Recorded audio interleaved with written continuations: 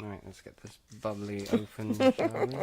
What? This is the scary Right, bit. do you want to move it away from the sofa, though? Alright, okay, I'm going to move it. I'm going to point it at the new TV. And... Oh, see that? professional. No big pop. It's kind of anticlimactic. That sound isn't. Ooh, bubbles.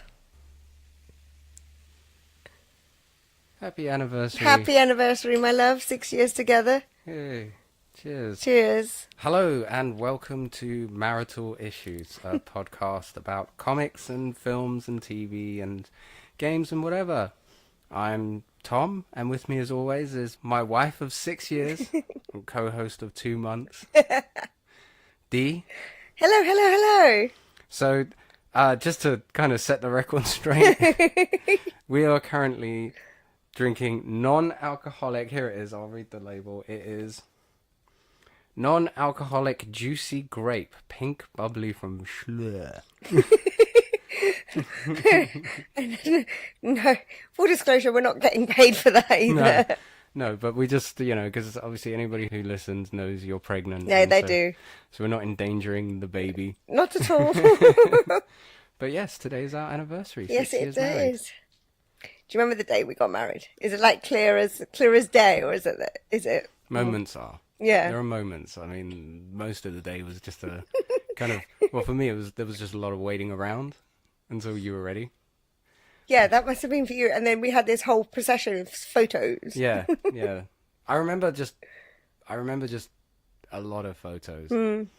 And people getting cold. Not getting to eat any of our cake. I know, right? I know, we had no idea what our cake tasted like. We picked it and everything.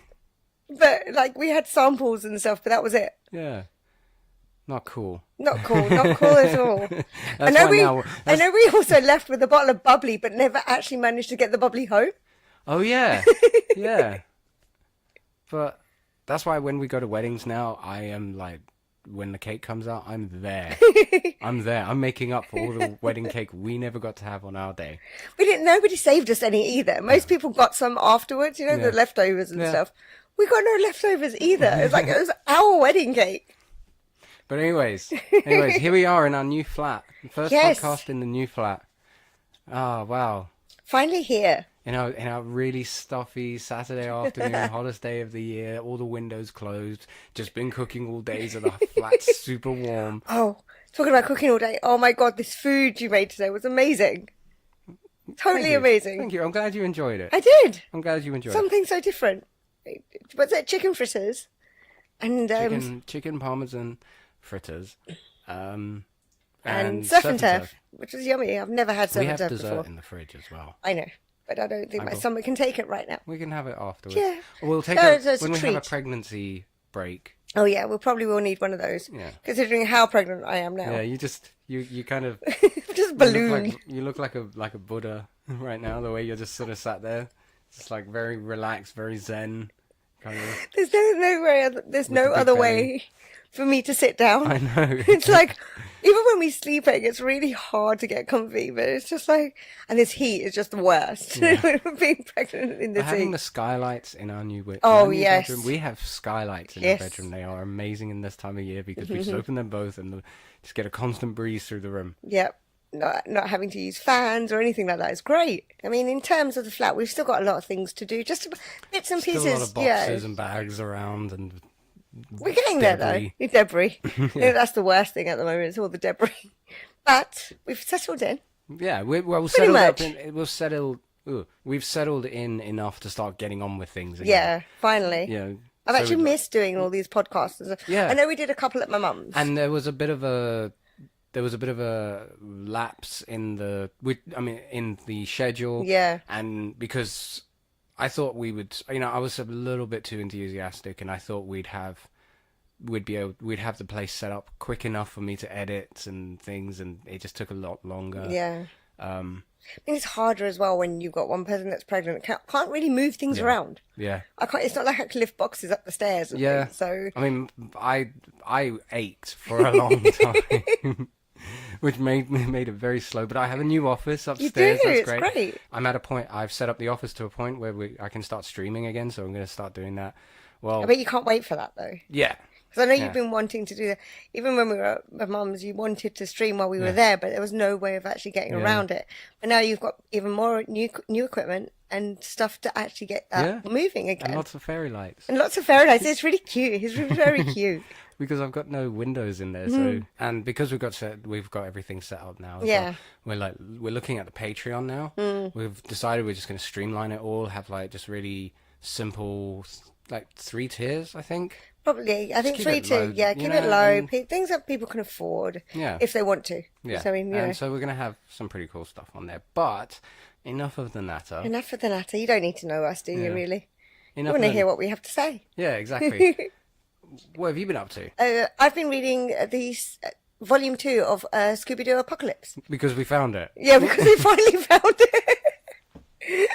Yes, we finally found it. And this week, it's like, it took me a while to actually get into it, but I've not really had a chance to settle myself to get into it because of the journeys I'm taking at the moment. But today I actually got to read it properly, and you know what? It's a lot of fun. I'm actually looking forward to reading the last volume. Last volume. Isn't it volume? Isn't it just Volume 3, Volume 3's out, but they are still doing. Oh, are the they still doing the storyline. storyline?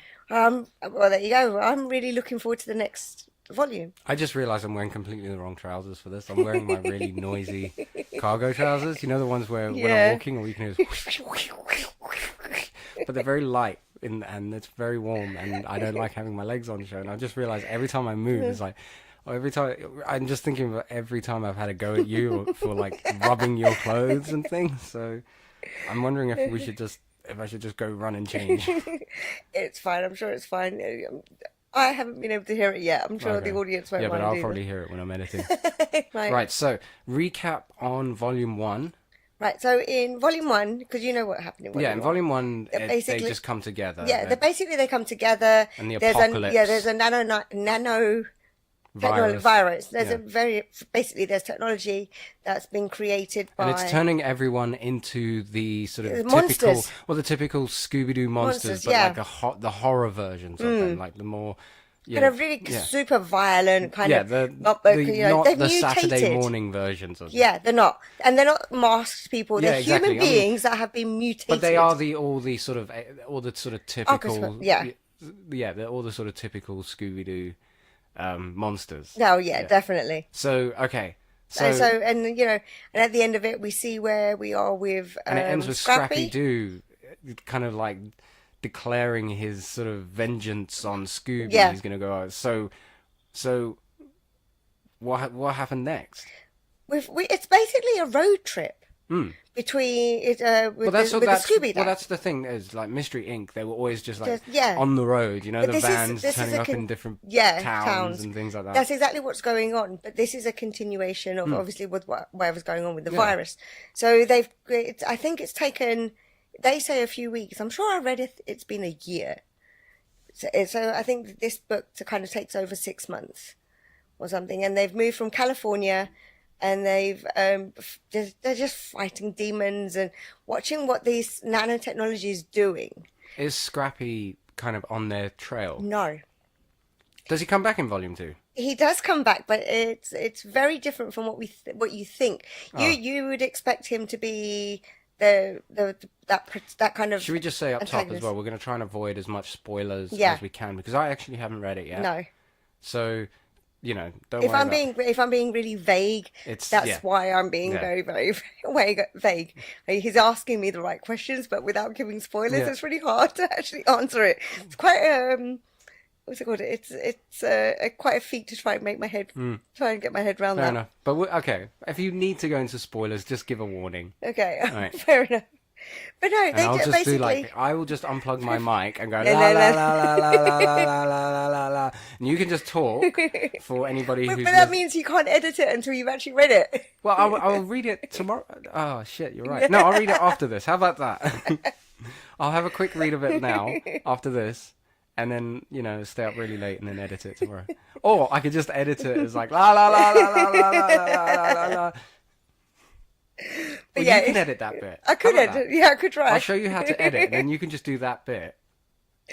Well, it's based. Okay, so it's a road trip, and they're now trying to find because they've got where they originally started.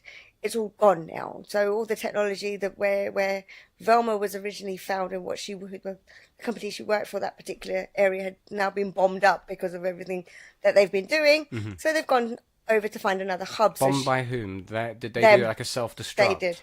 Okay. No, the Scooby Gang. Oh, did. Scooby. Okay.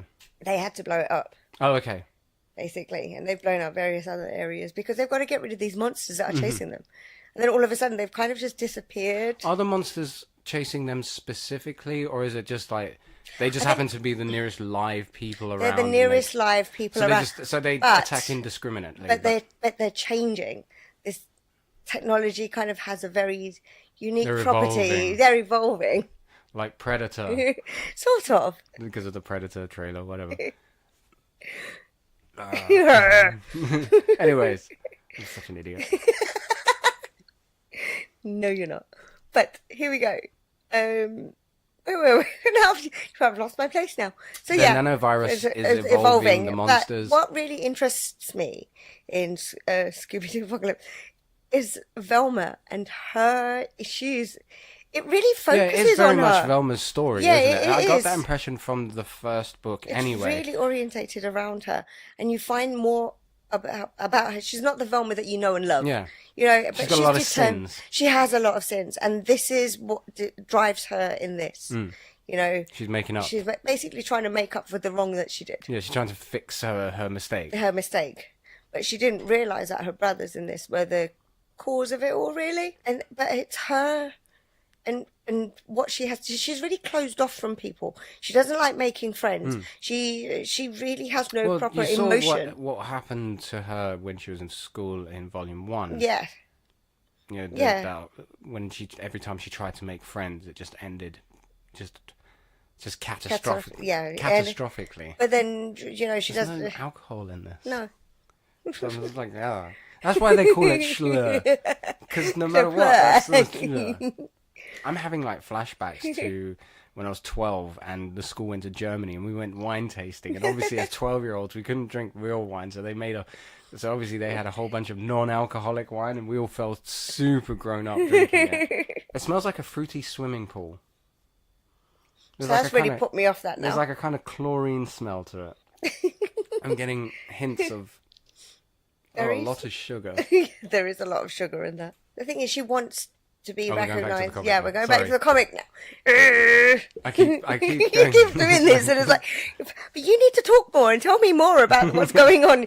Okay, I'm going to go off and do something else now. That's you. That's you. That's what you sound like. Wow. So trimester's made you really pushy. That's good though. It's like you on the train the other day. She kicks two people out of their seat and then chooses between which. I think I'll take that one, thank you. And then the lady, the other lady who offered you her seat, she lost her seat after that. Somebody else just kind of swooped in. I put the little guy there, and you told him to get up. Yeah, I don't see why he needs his own seat. He's 5 years old. He could fall down. He could stand with me or sit on your lap.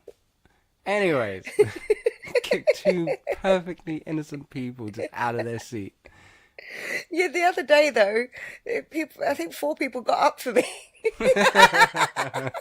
on the bus. Oh man, you got a standing ovation. Which is quite unusual in London, yeah. Considering. All right. Yeah. Anyways, yeah, so. But she wants that kind. She wants relationships. She wants to be recognised. She's not particularly recognised by her own family, let alone anybody else around her. Mm-hmm. So when she meets, I remember Daphne was trying to befriend her, at least. Daphne doesn't trust her. And that's the problem, and you know this from the beginning. But I think she was more kind of trying to befriend her so she could figure out whether or not she can trust her. In Volume 1. Initially, maybe. Yeah. That's the impression I got. I got the impression that she didn't trust her, but maybe that's because I don't know her. Their relationship develops, let's say. It's Fred and Daphne that's really funny. Oh my god, this stuff is so gassy. It's Fred and Daphne Yeah, in this. sorry. They're not lovers. They're not friends. They're not. I know he has a thing for her because they kept. He proposes to her every time. Oh yeah. It's like he proposes to her every week. There's not one this point again. he has there's this conversation she's having. You trying to propose to me again? Yeah, shut up. Yeah, it's they have that kind of relationship. But I think she kind of secretly does care. Right. Daphne comes Of off. course. She cares Of about course, it's everybody. Fred and Daphne. Yeah, exactly. Exactly.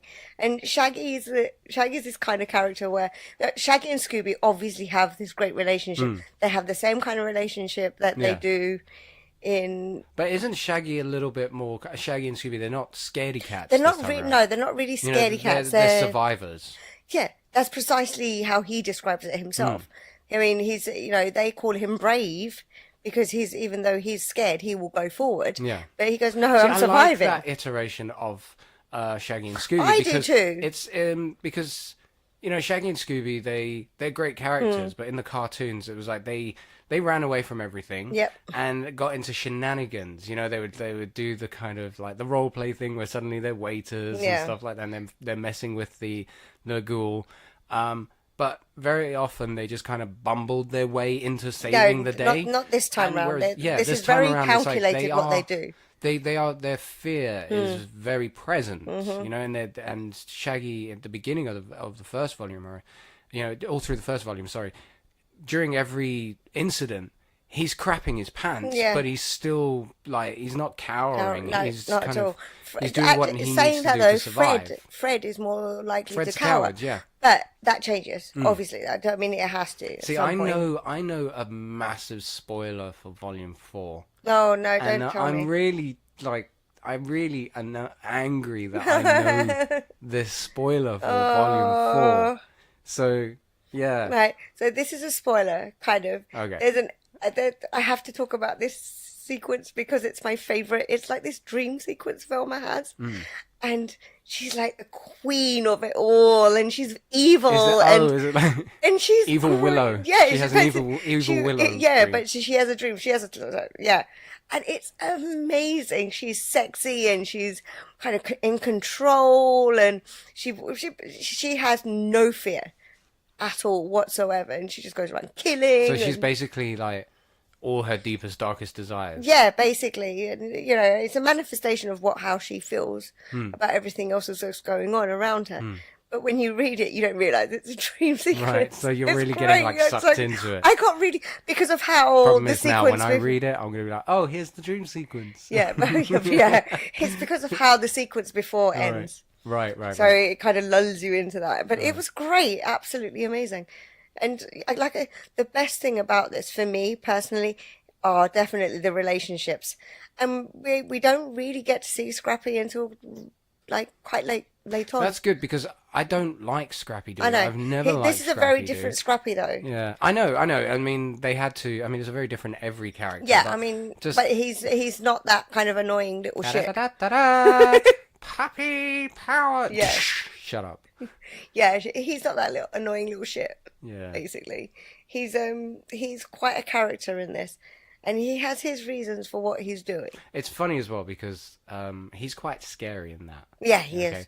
And what's funny is how he's beefy. Yeah, but look at in the Scooby Doo movie, they turn him into a scary version of himself again. And it's funny that they keep doing that because the only reason he was introduced in the first place was to sort of attract a younger audience. So now all those people who grew up and hating Scrappy Doo have been like, no, let's make him like a nightmare. Let's make him an absolute nightmare.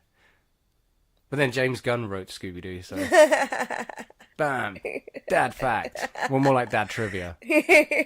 So I'm looking forward to reading it now. Good. I really want it. I can't wait for the next volume. It's one of those series where it's like, this has really intrigued me. It's really got me into what I want to see. And the artwork is amazing. And I mean, it's still suspenseful. Yeah. And it still has that Scooby Doo suspense kind of thing. And it's funny because the characters are it's just gory as well. What I remember from Volume 1 is that even though this is a very different Scooby Doo story. Yeah. it's still very much those characters. Those God, characters yeah. are very, very recognizable. They didn't like reinvent the wheel with the characters. No. They just kind of redesigned them and gave them Bit different more attitude. Yeah, and different motivations. Yeah, And, totally. yeah, just made them Totally. real people rather than caricatures. Yeah. Completely. I completely agree with that.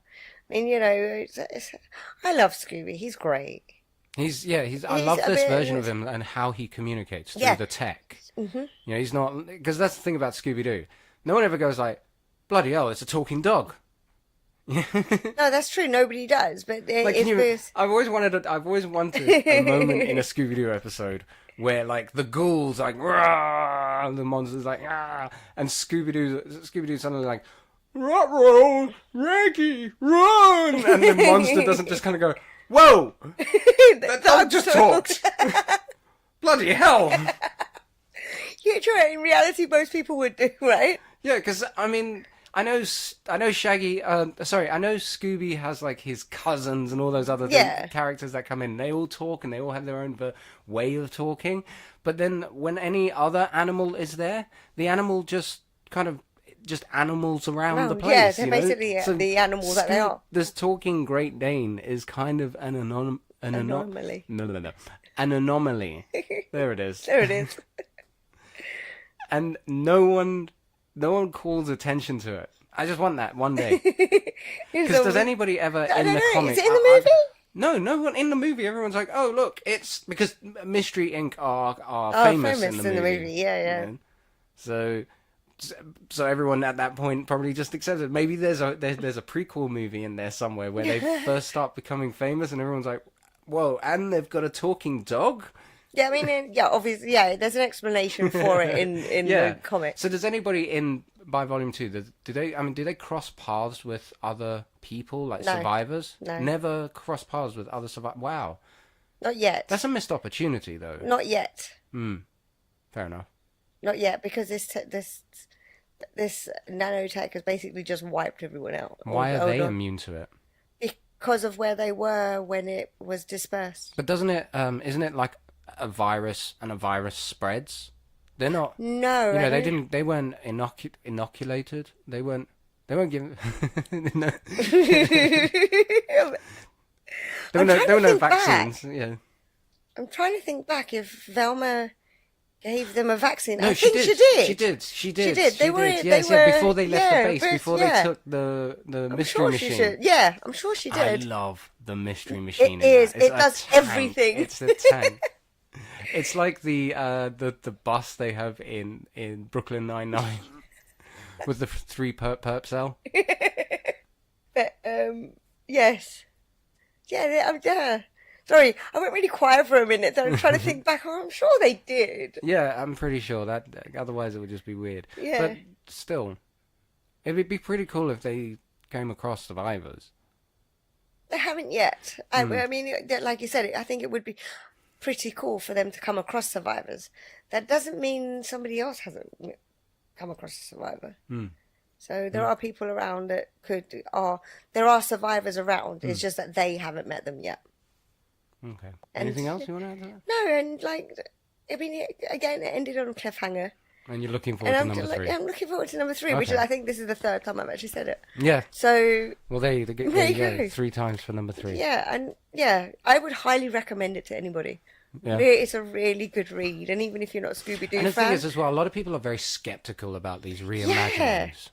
But it's like just give it a minute. Yeah. Just give it a chance. You never know. You might be pleasantly surprised. And if not, if you don't like it, at least then you can say, yeah, I tried it. So many people will just immediately write things off as just like, they're just pissing on my childhood or whatever. Not my Scooby Doo hashtag. Yeah, hashtag not my Shaggy. Yeah, everyone. I've seen a lot of people like, there's just hipster Scooby Doo, blah blah blah. Yeah, but Shaggy and him, they've always been hipster. Yeah, exactly. In the late 60s, or when was it? Was it the late 60s or early 70s? Yeah. Anyway, when Scooby Doo first came out, the gang, the Scooby Gang, were hipsters. Yeah. For their time, they were hipsters. Mm-hmm. So yeah, there's a hipster Shaggy, and he looks so cool. With his tattoos and his little and beard. his beard and his twirling moustache. He's great. Yeah, they look cool. You know, Come on, man. You know, they okay, fair enough. They're not the characters that we've seen on telly and that. But we've seen those, and they exist still. Yeah. And so why not let somebody else have a different crack? You know, have a crack at doing something different. I always like the way sometimes you can reimagine things, and it can be so good, like this. Yeah. And then you've got things like 50 Shades, which is crap. Why did you bring up 50 Shades? Because That's it's not a no, it's not, is it? It's fan fiction. Oh yeah, it was fan fiction of Twilight, wasn't yeah, it? exactly. You got But things yeah, like but that's that. a different thing. That's plagiarism. You know, I don't know. I like this reimagining. Yeah. And the thing is, comic books and our the favorite things would not survive Exactly, if and they comics didn't are constantly being reimagined. Exactly. And like I said, the fact that this comic book version exists does not negate the existence of all the other versions you can watch. You can watch there are new versions on TV, and they are so damn good. I love them. Some of them are really good. Do you know, I love pretty much all versions of the Scooby Gang. They're all a slightly different take on it. Yeah. You know? Some are more cartoony, some are more sort of grown up. Either way. And the thing is, we always fall into that trap of nostalgia. Yeah. And nostalgia can be a killer, especially if you want to move forward. And these characters have to move forward if you want the new generation to love them. Exactly, and that's it, the new generation, because very often it's these things I hear people bleating about when it comes to reboots, reimaginings, or whatever. Especially like with like the new Thundercats or yes, or whatever, you know, like Teen Titans Go. It's just like all I can see or hear with these comments is, I'm a grown up and my grown up sensibilities are annoyed by this thing that was very much made for someone way younger than me. But as a grown up, I'm going to just spit bile all over this thing that's actually for kids. But we've realised that there's so much more in them, and they miss out on so many different things. That's exactly it. They miss out. Yeah, they do. You know, just down to their sheer bloody, I don't know, snobbishness. Yeah. And arrogance that they think that they know better about all things entertainment. They are missing out on so many cool things. There are so many little nuances in some of these new series.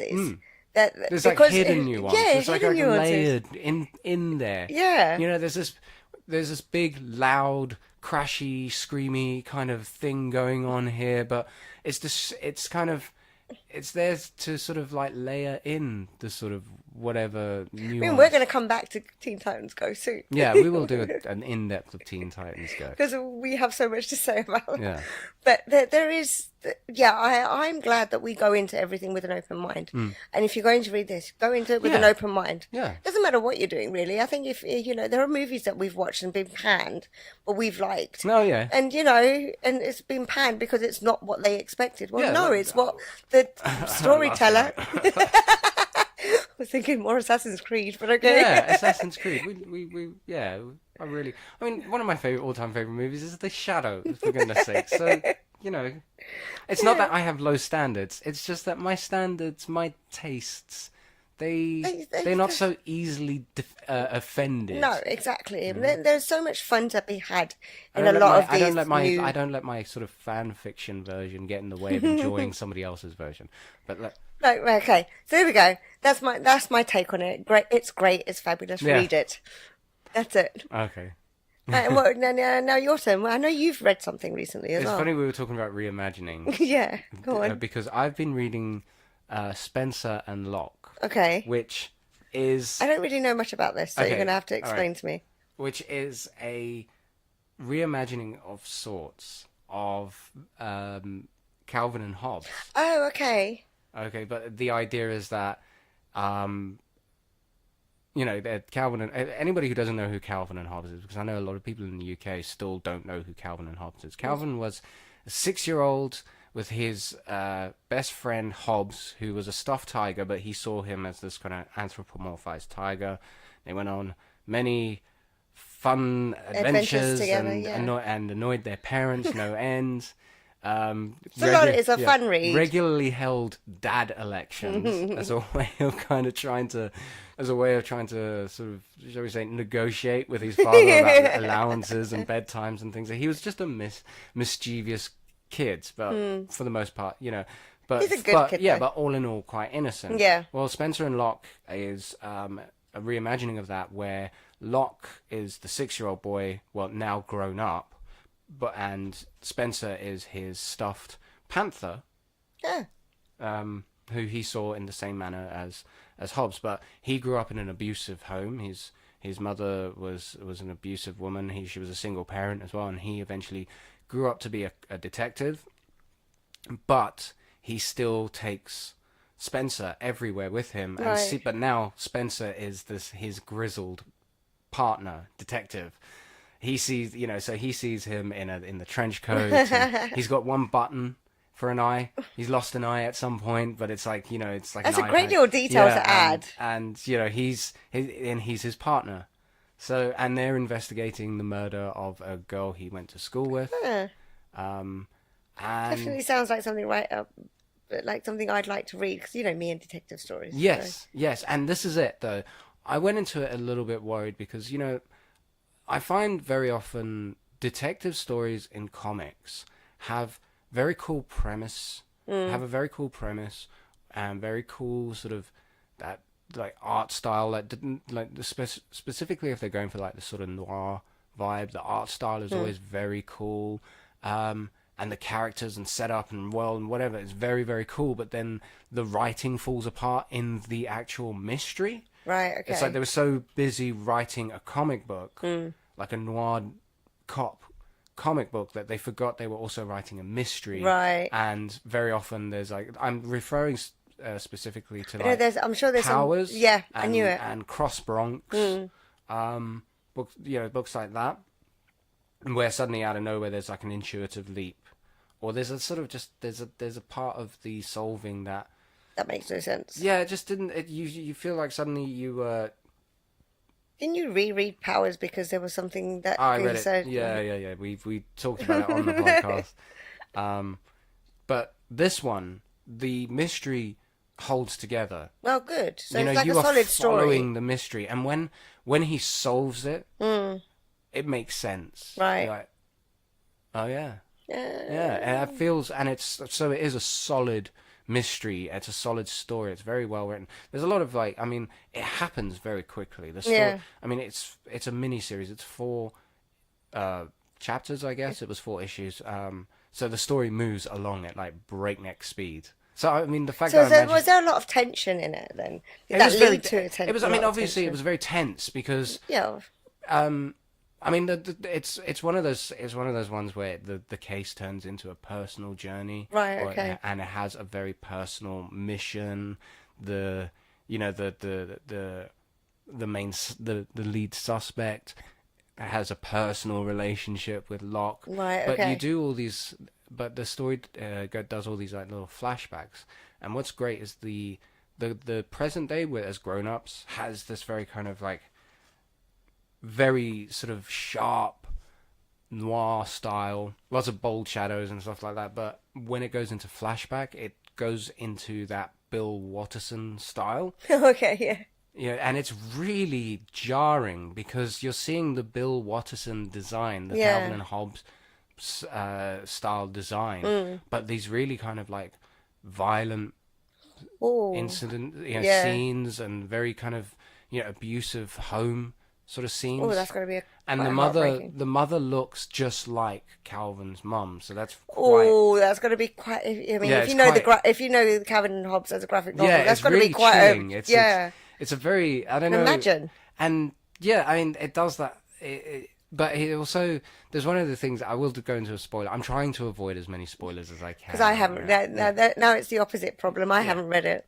So, and I'm actually looking forward to reading it now.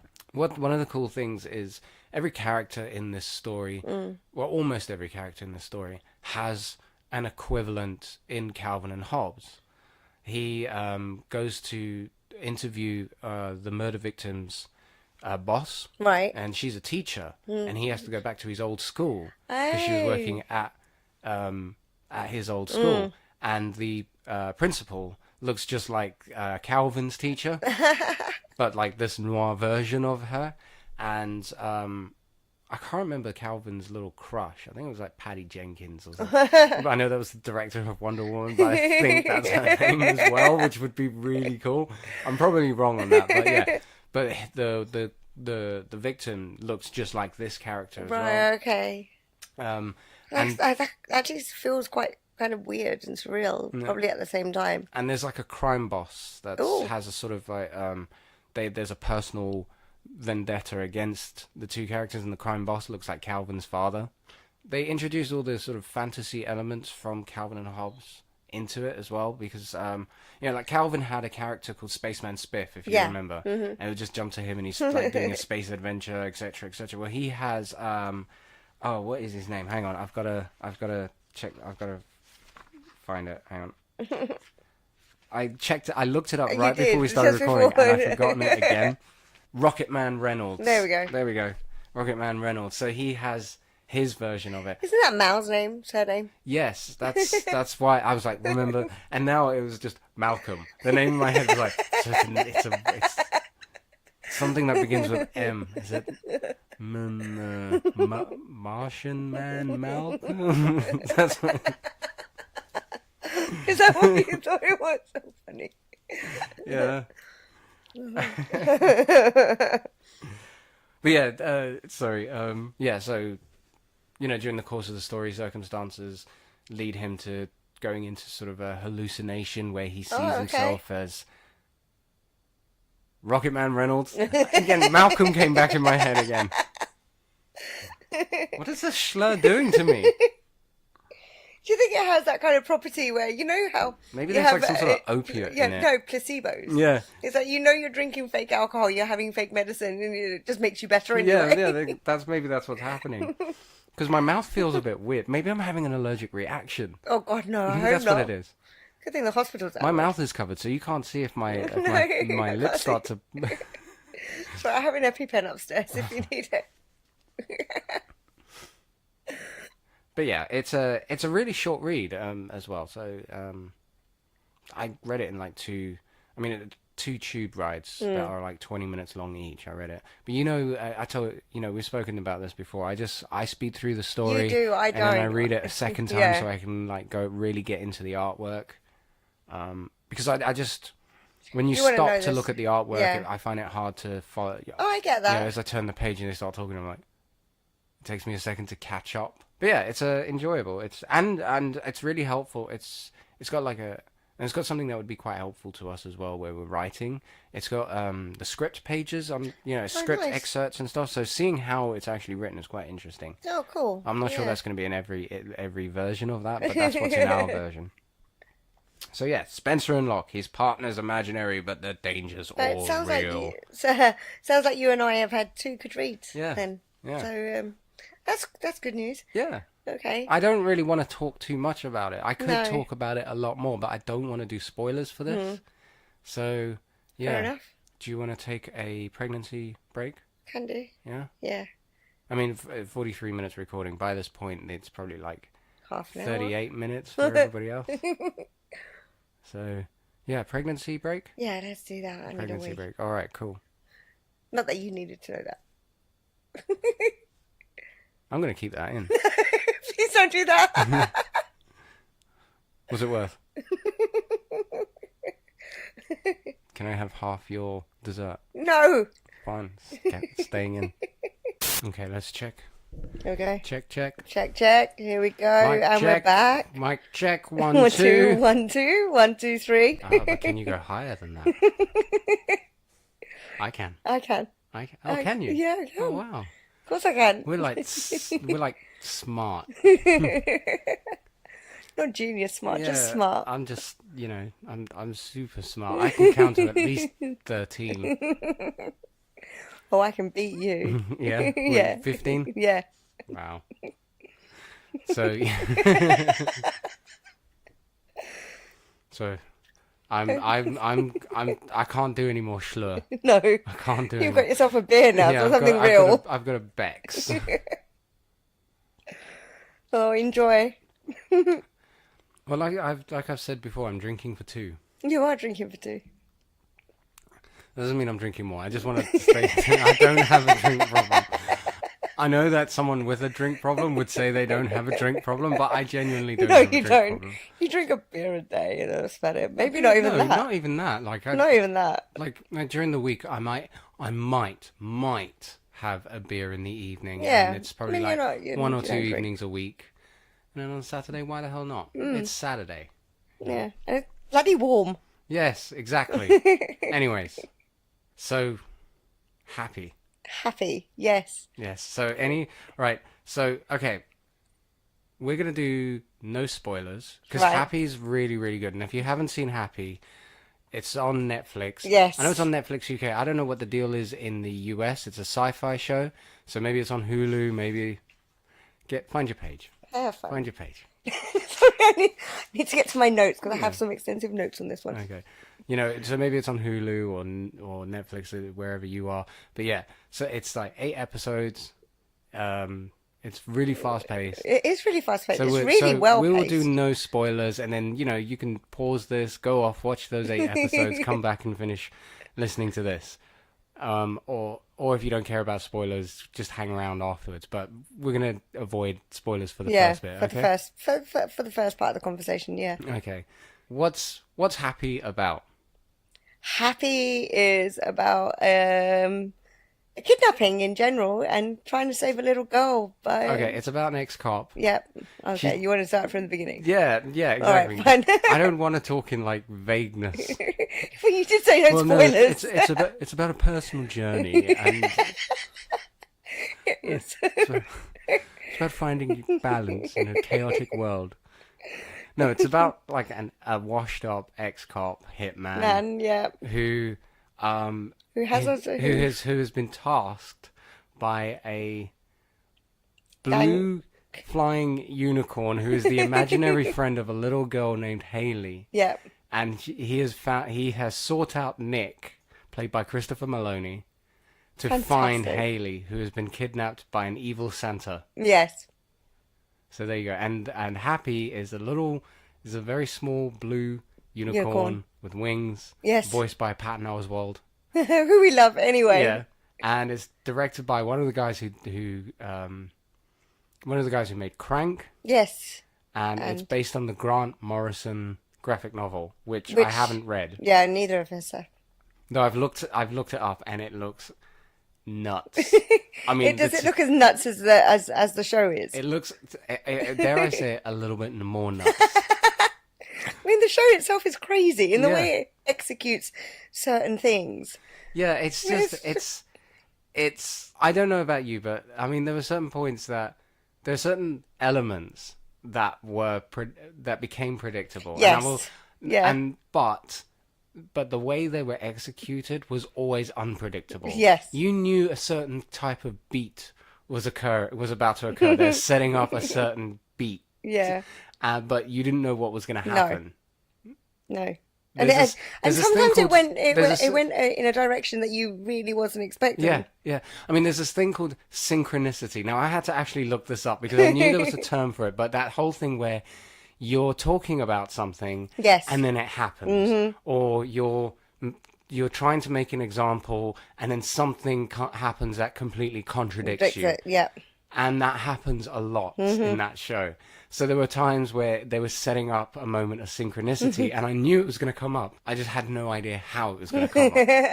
I mean, look, the way the story plays out and the way you've got certain set pieces that are just completely and utterly kind of amazing and really kind of brawly. I mean, there's a lot of brawl. There's a lot of brawl. This is in the first episode. We can do sort of light spoilers. Yeah, I wouldn't say spoilers, but we can describe things without giving it away.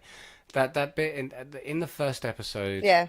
Okay, everyone's after him because he killed a mob dude, and now everyone thinks he has a password for something.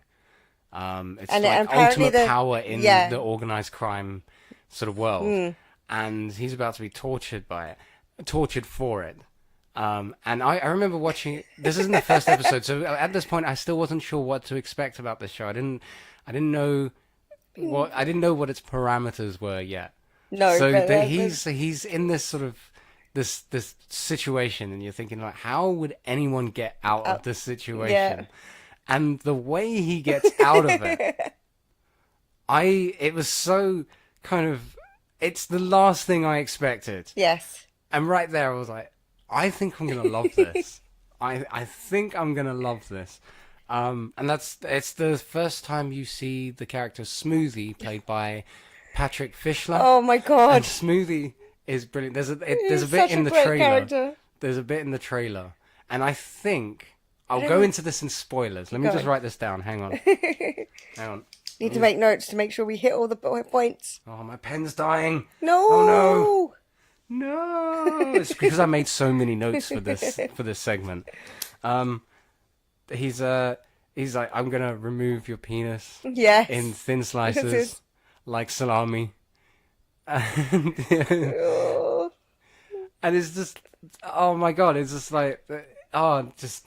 Yeah, there's something about we'll talk about this particular Smoothie.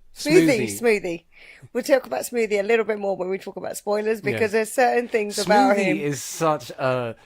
He's such a oh my god. He must have been such a great character to play. Oh like, god, so yeah, I have to he's admit. Still, yeah, I agree I've with seen you. that guy in lots, and he always plays that character isn't much of a stretch for him. No.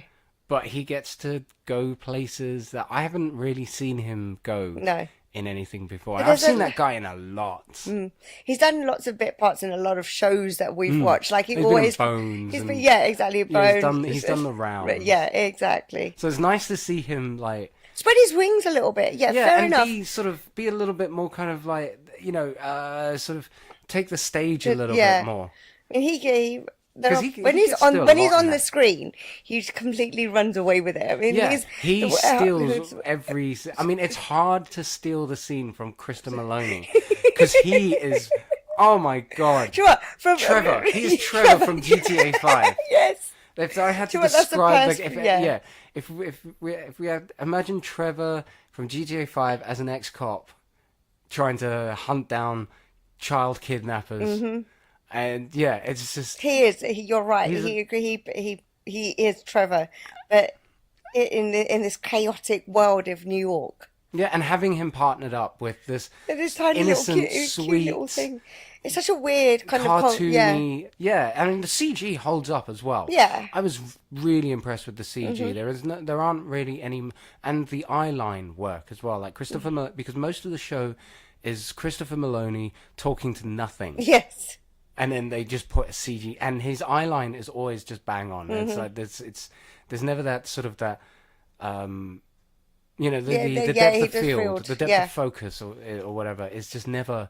It's never. The way off. it's actually the way the story is filmed and told. It's amazing. Visually, they use a lot of very kind of cool and interesting and original like visual storytelling. Yes. And what's amazing about that show is they could have sold it on its premise alone, and just gone with that, and it could have been very generically shot or whatever. But it's really unique. It is very from top to bottom. It's unique. Every character is like a kind of cartoon, sort of, but like grounded cartoon. They're not too. They don't push it too far into cartoonishness. Okay.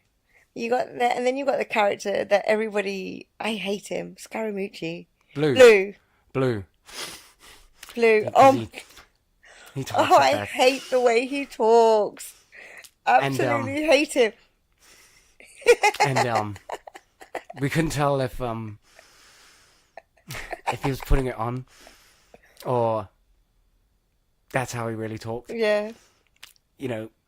And it's even you doing it now, it's just exactly. making me feel and it's really just icky. like I want to see that actor in other things because if that's how he talks, God knows how he makes it as an actor. Yeah, that's a very distinctive way to talk. But if that's a put on, then that's like one of the best performances I've ever seen. Because he really gets under your skin. Because if it is a put on, it's a funny voice, but it's not. It doesn't sound like a funny voice. It's intimidating. You put on a funny voice, but it's not like a Johnny Depp funny voice. No. I mean, the way he is and his persona on screen is intimidating, and that voice kind of contradicts how he should be. But the way he pulls it off, and the way he speaks, and the way he uses language, And as well, you never know when he's going to explode. As well, because he's always so calm, and then out of nowhere he'll just be like, "I am the grape. I am the goddamn grape." So, what was your favorite part? Well, we can talk about that in spoilers. So we're going to go into spoilers now. Yes, so definitely. If you haven't watched it, go watch it. It's got an amazing cast. Yeah. Talking about cast. You're talking about Chris Meloni. When you see him in SVU and how straight he is, and how he performs in that, and he's the polar opposite completely. I mean, oftentimes people think he's a homeless guy because he just looks a mess. He's an absolute mess. And you see those flashbacks. Oh no, that's going into spoilers. Yeah. But you do see flashbacks when he's younger and as a cop. I mean, that's not really a spoiler because the premise alone begs for flashbacks.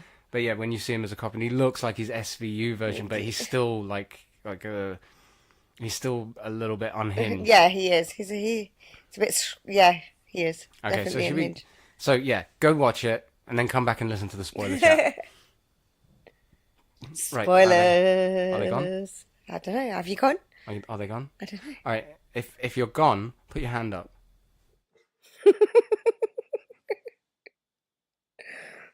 Okay. Right, there we go. Okay. I think we're okay now. All right. So, spoilers. You asked me what my favourite moment Yeah, what was your favourite moment? I have so many favourite moments in there. A lot of them involve the fights. Okay, go on. But, like the selfie. Like the axe... The selfie? The selfie. You know, in the final episode, and they're just about to... Is it final episode or penultimate episode? I don't know, because we watched it a second time to refresh, so we could talk about this. And then I fell asleep on the last two episodes, and you just steamed ahead with it. Remind me what happened in the final episode. Because hang on. In the final episode is because I remember the kids got carted off in the that box in the doll set boxes. That's so creepy though. To be placed under the Christmas tree. True, yeah. No, the selfie isn't the final episode. It's the penultimate episode. No, that's like episode 5 or something. You mean in the garage? Yes, where he's in like, the "Hey garage, man, can I take a picture?" Before he takes... He's like, "You're a living legend." He's like, "Not for long." The axe-wielding fighters in his ex's house. That's what came into my head right now. It's like, Because my favourite bit is that bit where the guy's rushing toward his ex-wife and he throws the axe and it just doinks him in the head. Just knocks him out for a minute. I love the whole Jerry Springer thing. I thought that was very cool. You know, that was a really interesting... I loved that too. Yeah, because it's just like... I didn't even know you were still on air. And it's such a 90s throwback. Yeah, and he's there in the hospital garb. Okay, I love the way it's it's the beginning of the second episode that he accepts what's going on. Yeah. In the first episode, he's like, "No, you're a manifestation of my subconscious." Blah blah blah. Well, you got to remember what he went through in the first episode. I mean, he got crushed by a car. Ended up he had a heart attack. No, he didn't get hit by a car yet. At the end. No, the first episode he had a heart attack. He had a heart attack and was shot after killing the Scaramucci brothers. Yeah, he has a he gets shot by Mike Scaramucci, but he had a vest on, and then he has a heart attack. So it's basically a normal day for him at this point. and then he's being tortured at the hospital. But then Happy turns up while he's in the ambulance. Yes. And he thinks he's hallucinating, and then he thinks there's a manifestation. But what I like is the fact that by the second episode, he accepts what's going on. You know, that he doesn't wrestle with it throughout the season. It's like by the second episode, right? He accepts it. Let's get on there now, working together. But that shows urgency as well. And it just makes for a much more fun dynamic. Definitely. Because how much? It's such a weird partnership. Yeah, exactly. How much chemistry can two characters have when one is constantly wrestling with whether or not the other actually exists? Just accept it, move on, and so it does. And it plays out really well, especially when he realizes that that Happy can actually see the real world.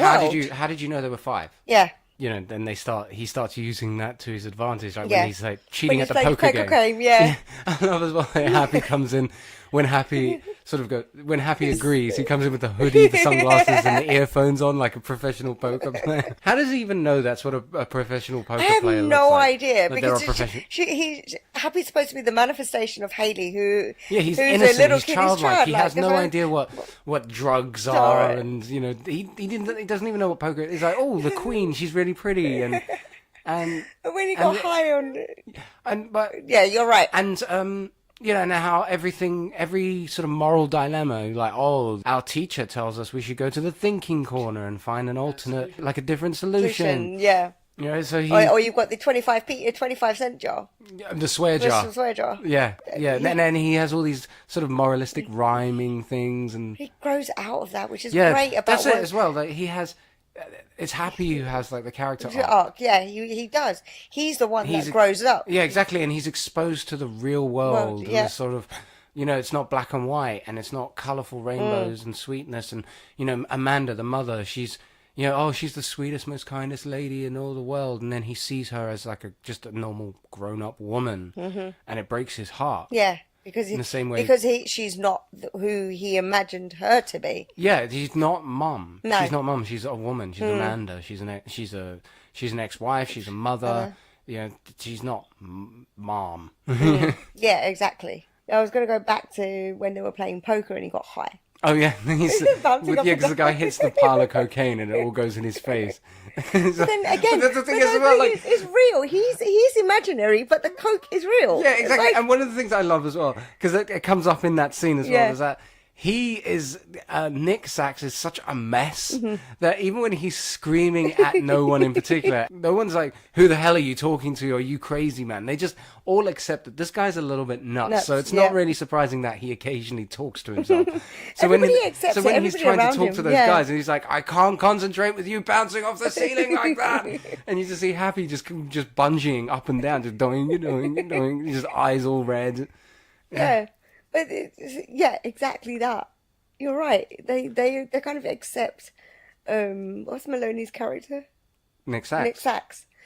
Accept Nick as he is. Yeah, he's a downtrodden, and he's crazy hitman, exactly. ex-cop. I mean, you see how he fights. You see how he does a hit. You see what he does when he loses his temper. He's crazy. He is utterly crazy. I mean, this guy is a super duper hitman. Yeah. He doesn't miss a shot.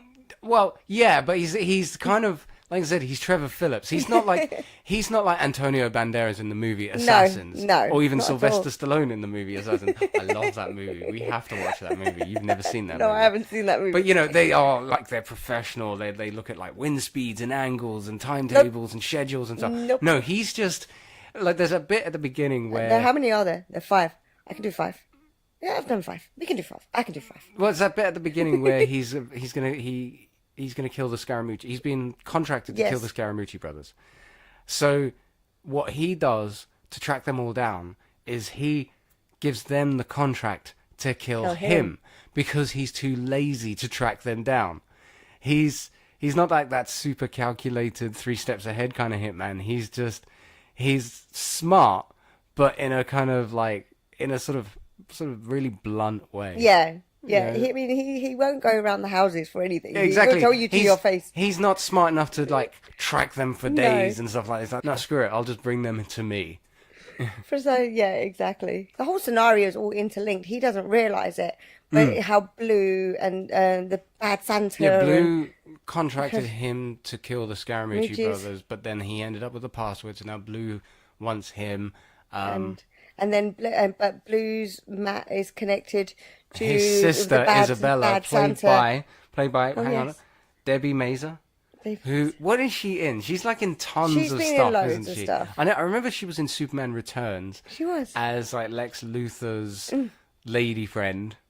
But she's just like in loads, and she's brilliant great in that as the sort of like reality TV star.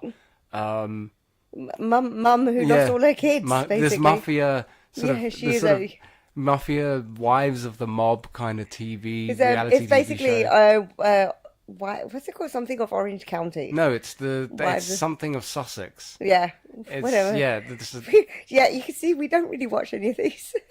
And because as well, was it Mikey's body goes missing? Because that thing that the Don whispered in his ear wasn't a password or anything. it wasn't. It's an evil a spirit. Yeah. It's like a demon or something.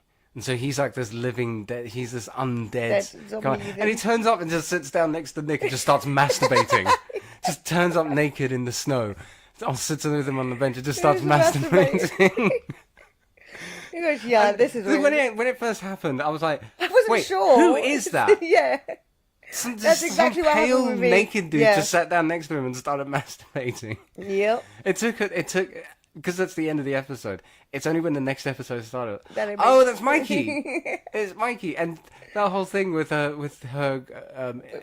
Isabella's grandmother. Yes. And they're trying to contact Mikey, bring him back home and things, and they're making the pasta That's, sauce that he loves. no, that's the And it's like, grossest part of this whole thing. Oh my God. You got to put it, the mother's love, the mother's soul. That's what brings me back. And a few drops of my menstrual blood. And she really puts it in and yeah, just she white. really puts it in there as well. Like, oh my God. I think both times we've seen that particular thing with both it's of toe you of our curling, isn't it? it's just toe like, curling. Like, ah. And you got the one wife of Sussex just kind of You going, go, huh, huh.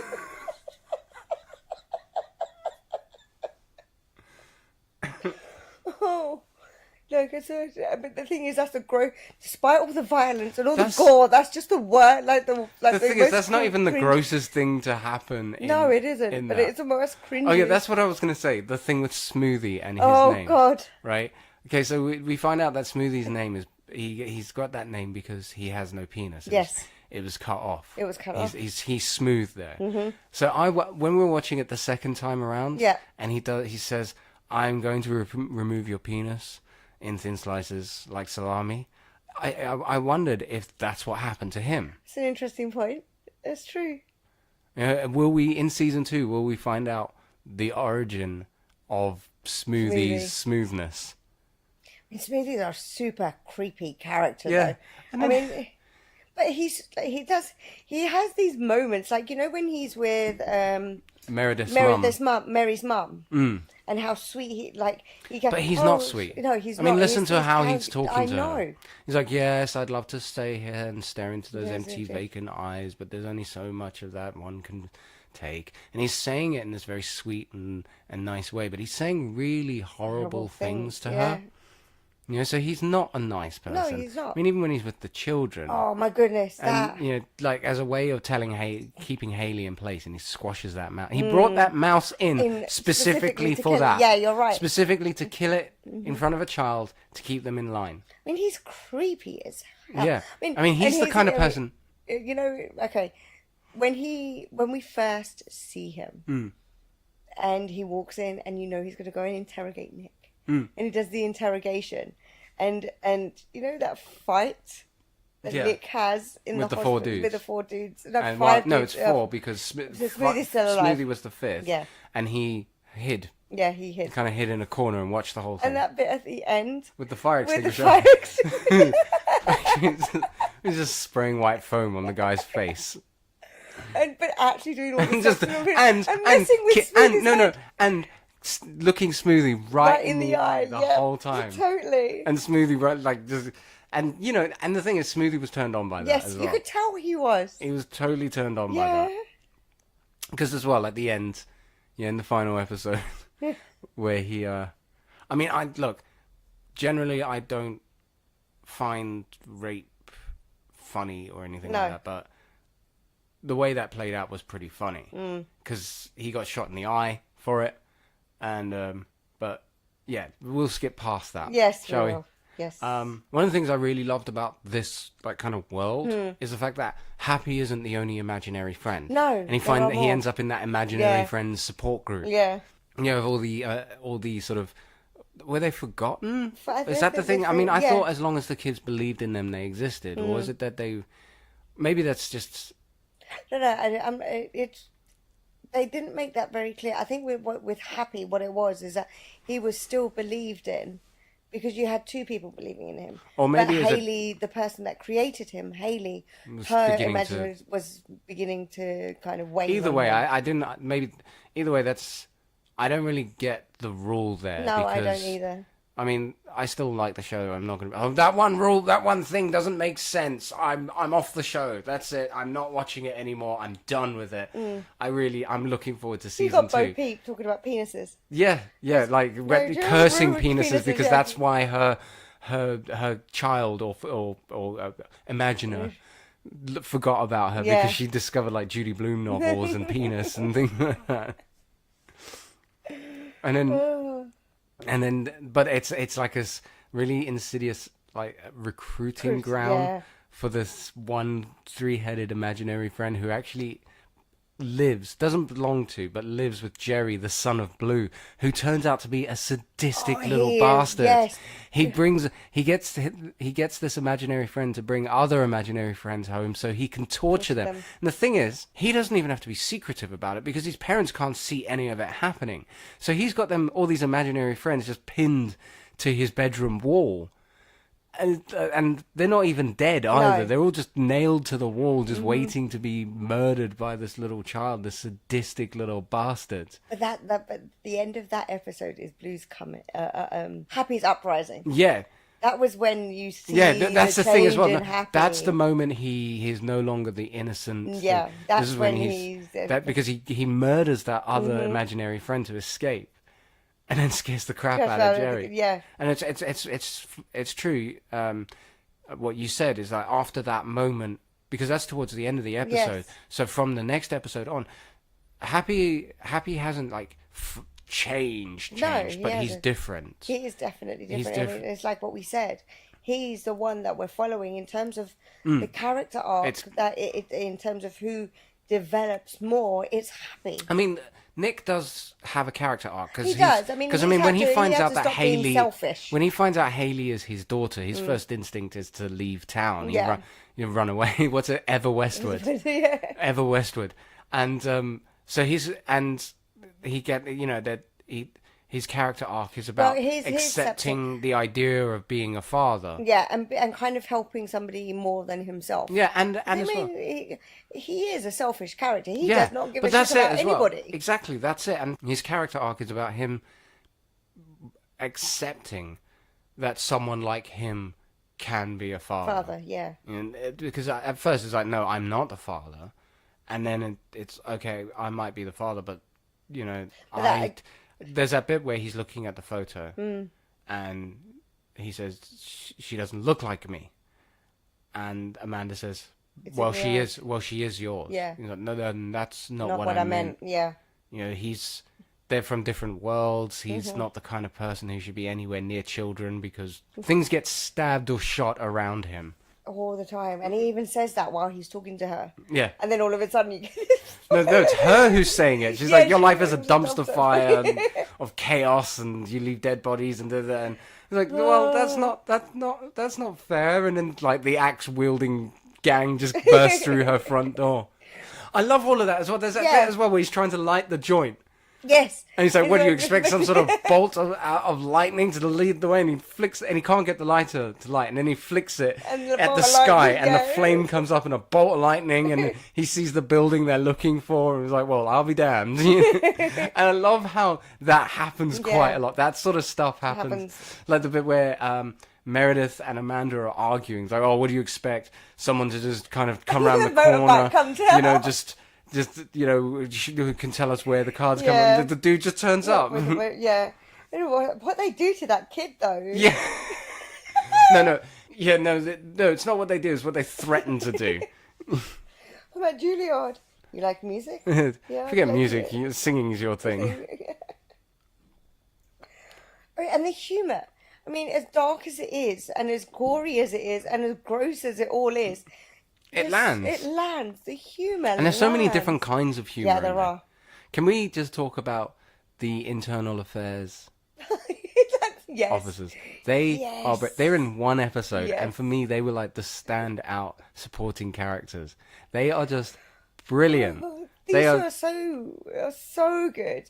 And it's just the rhythm of their dialogue, the rhythm of their delivery, the sass. The cinematography in that scene is amazing. Because it's like that sort of high angle, sort of very deep focus, And the pacing in that scene, that is just a standout scene. Completely. I And completely agree with you there.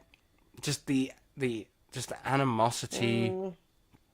I mean, Mary had issues with them because they're the Because ones that frame put sacks, the yeah, frame they're the sacks. ones who got him kicked out of the Yeah, force. exactly.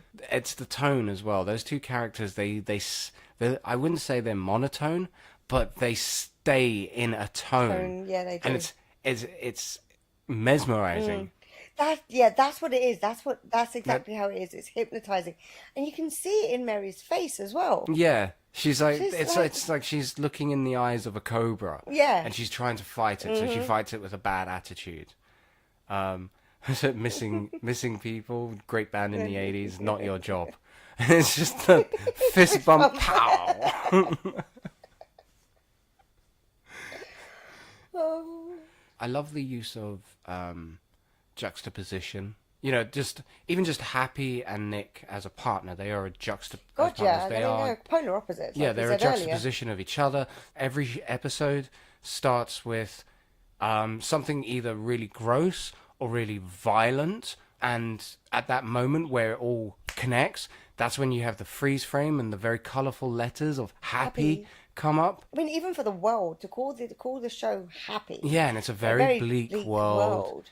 And and the people are sad, everyone, and yeah, depressed, and angry and sadistic and like complete opposite of what Happy is. Mm.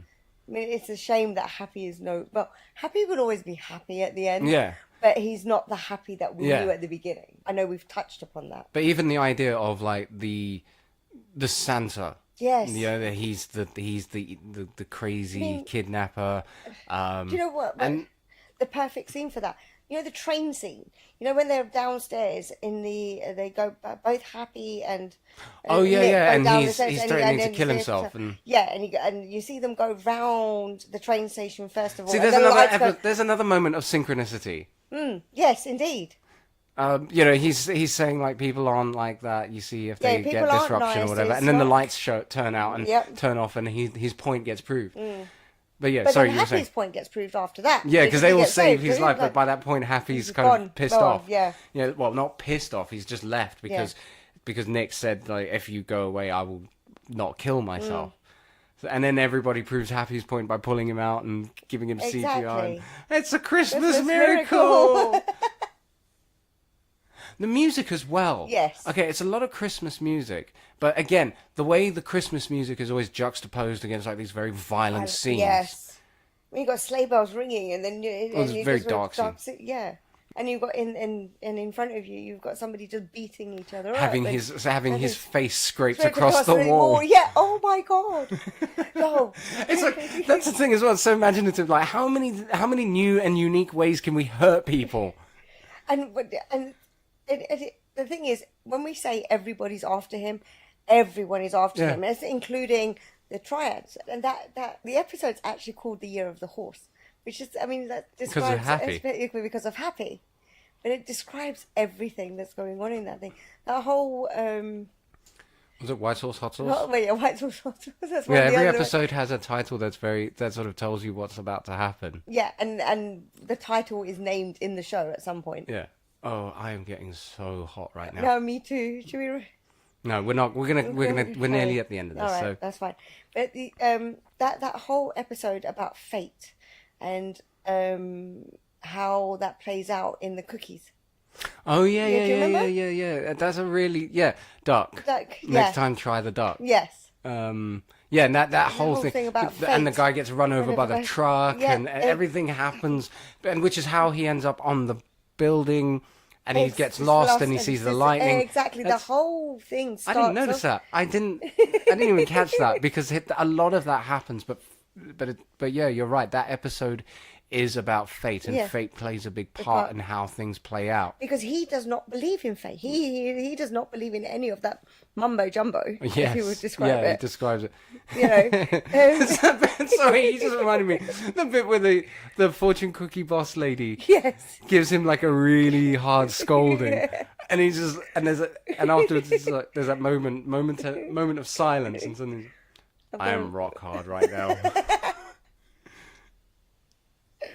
But yeah, so he talks about fate and how Yeah. all of that works, and he gets shown that, so he has a little bit more belief. Yeah, he becomes a believer by the end of it. I mean, because even like, at that bit in the garage where he's like, "I believe in you." Yes. Yeah, he starts the series just not believing in anything, not believing. He's like just this. Like he says, his life is a swirling toilet that just won't flush. So he's just stopped. He's lost belief. He's lost the capacity to believe In anything. Yeah. Including himself. Yeah, exactly.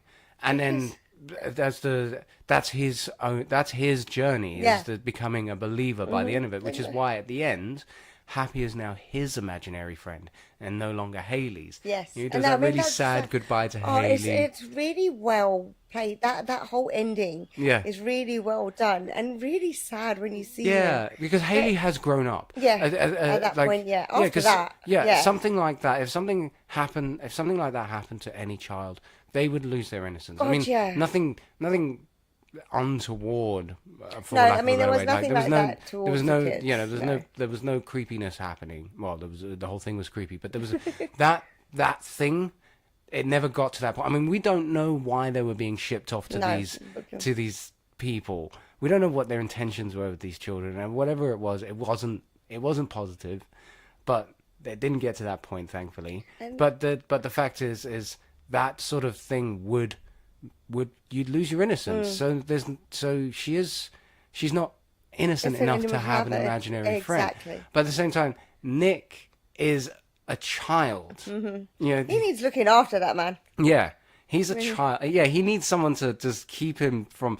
I mean, the thing is as well, he can't die. He says that several times, and there are several things that he lives through a lot. Car crashes, stabs, shot, beating the crap out He of. had 2 or 3 heart attacks. He uses a circular saw to cut himself out of restraints, and that bit at the beginning, and blood goes spraying everywhere. The guy cannot die. So, what is Happy protecting himself other than himself? Protecting him from other than himself, and just destroying everything. I think it's more just to protect Nick from destroying the relationship with Haley, because now he has a relationship with his daughter. I hope so. Yeah. I hope that whole relationship thing pans out. Do you think it will play out in season 2? I hope it does. Sorry, I just talked a lot there, so I'm going to ask questions now. Do you think it will play out in season 2? I think it will do. I don't think they could leave it at that after everything he had been through, and the fact that and the fact that it was his daughter. Exactly. We can't go into season 2 knowing, going, where's Haley? What happened to Haley?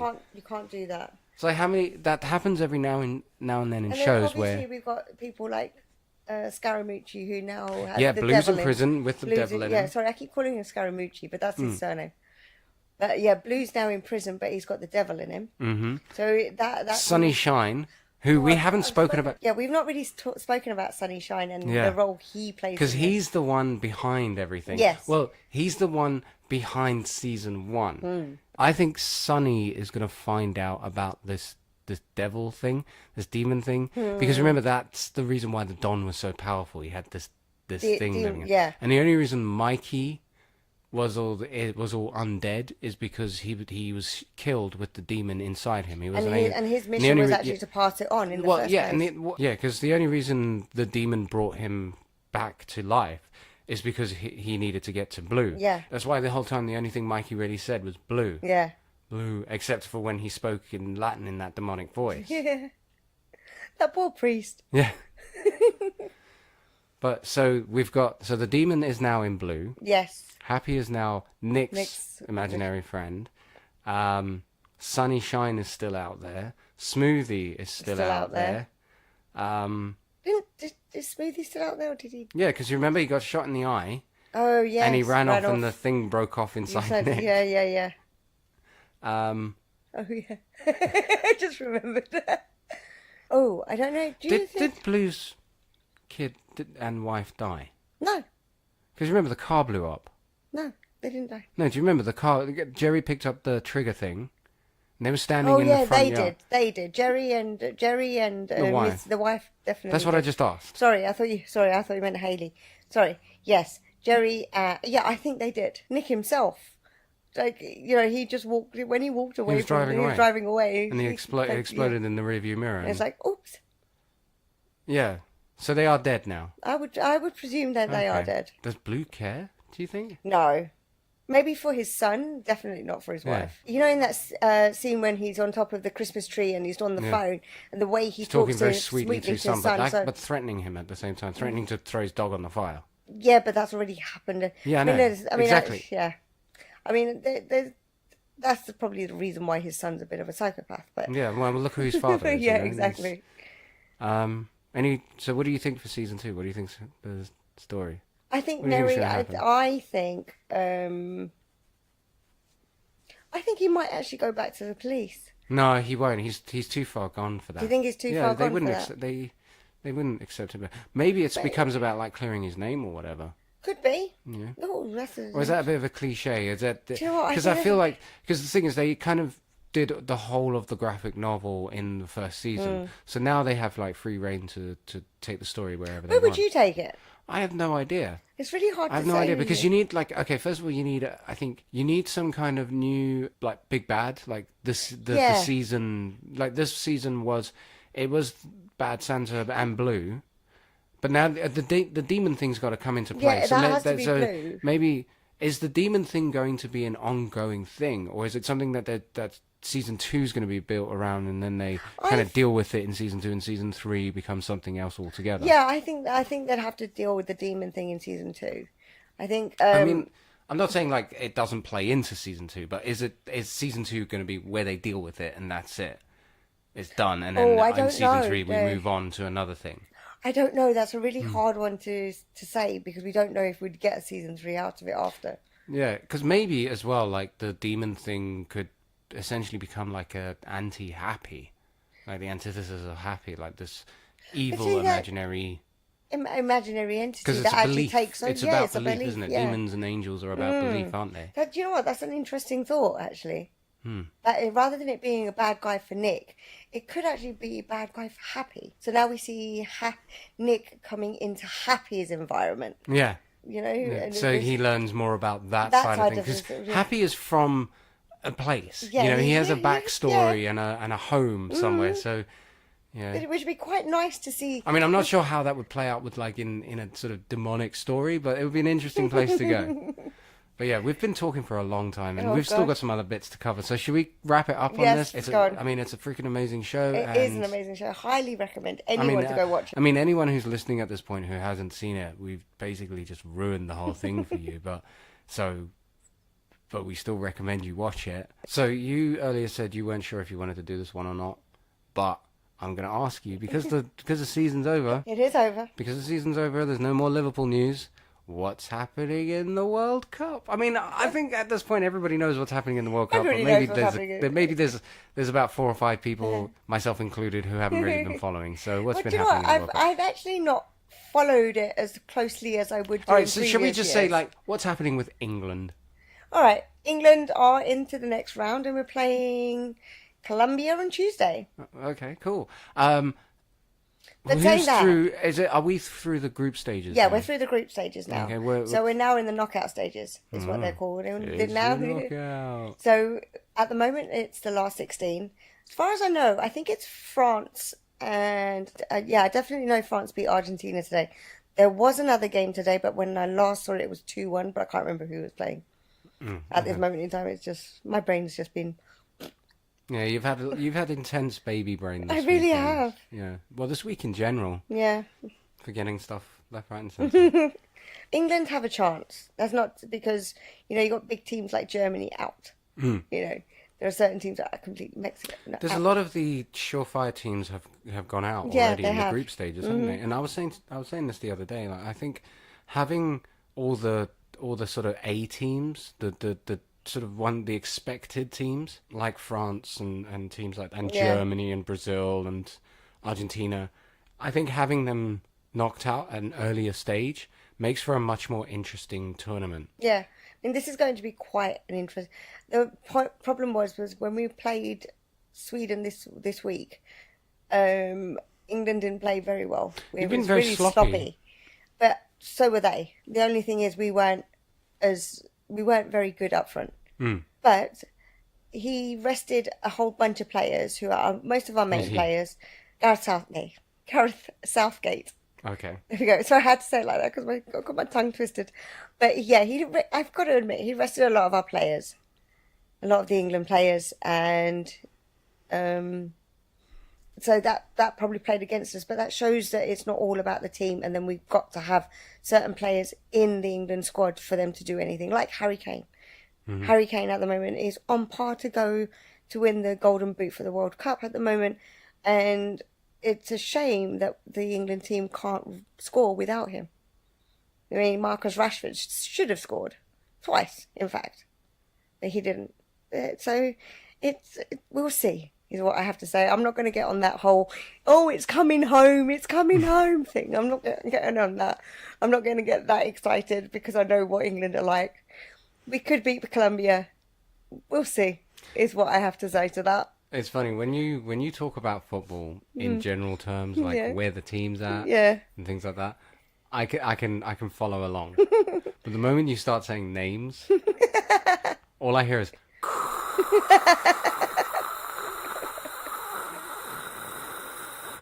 I'm just like, You're just nodding your head at me.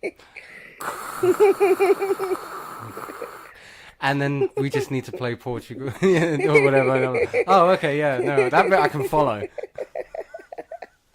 But yeah, there we go. That's my World Cup news for you this week. Oh, okay. I don't know if you can hear that whirring, but it's so hot in here that my computer's trying to cool itself down. I hope that's not on the mic too much.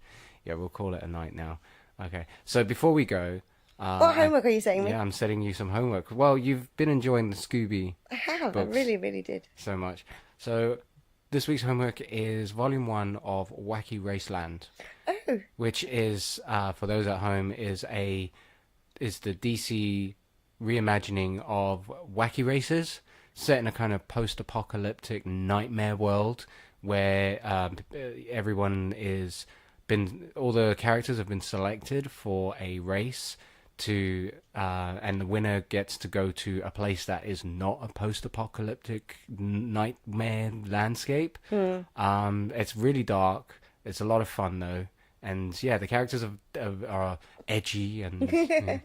Well, if they're as good as what I've read so far, then I'm definitely looking forward to reading this. Okay, so we're having problems with your mic for some reason this evening. I think the heat is just playing hell with all the tech. So, we'll call it a night on this one. We've been talking for a long time anyway. We've recorded an hour and 40 minutes. Wow. Yeah, it's been a long one. Last couple of ones have been a bit shorter than usual. But so we're going to call it a night. Even though this week was supposed to be a We Finally Watched, we didn't do a We Finally Watched. But we will come back to that. Yeah, we're going to come back to that at the end of the month. Hopefully. Yeah. So, people can find us on Twitter at Amara_secrets .com.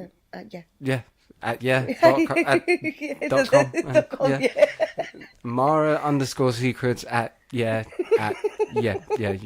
@.com. And I'm at FrenchieBalls .net. Find us on Facebook.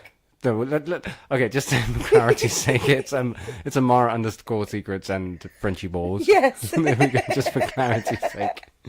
We'll leave a link down below anyway. We'll leave a link to our YouTube channels. We've got a group one. At the moment, our YouTube channels are dormant, but this month we are starting the videos again. Yes, can't wait for them to start again. I just need to finish the animation assets. You can, if you want to support us on Patreon, we are at patreon.com, the French-Patels.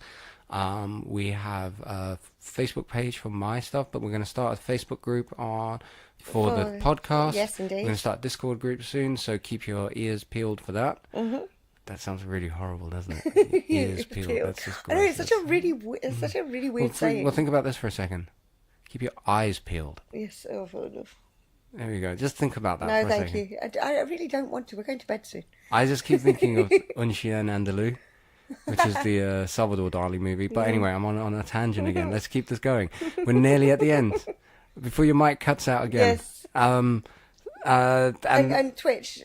Twitch, yes, Twitch. I'm going back on Twitch this weekend. By the time you hear this, I would have already been on. I would have had my first return one, but I'm sure if you're listening to this, you've listened to previous ones and you know about my Twitch stream. We're going live at twitch.tv/French Spectacular. That's the one. And yeah, we'll be back next week. Indeed. With stuff Something to talk new. about. Stuff to talk about. We just need to have a think about it. Yes. Right. Right. Yeah. So, yeah, good one. Good job, everyone. Good job. Well done. All right. Bye. Bye.